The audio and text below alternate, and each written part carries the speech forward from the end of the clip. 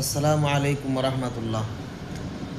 অনেকেই বলতেছেন 100 বছর হয়ে গেছে, খেলাফত মিশে গেছে, খেলাফত শেষ হয়ে গেছে।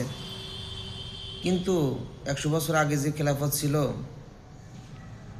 তার আগে খেলাফতগুলি যে ছিল, ওসমানী খেলাফত বলেন, উমাইয়া খেলাফত বলেন, ফাতেমি খেলাফত বলেন, এগুলো কি আসলেও খেলাফত ছিল নাকি রাজতন্ত্র ছিল?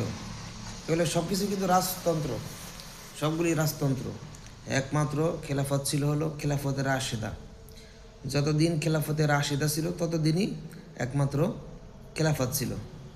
এর পরবর্তীতে যা আসছে, উমাইয়া খেলাফত বলেন, ওসমানী খেলাফত বলেন, সবগুলোই আপনার রাজতন্ত্র চলেছে।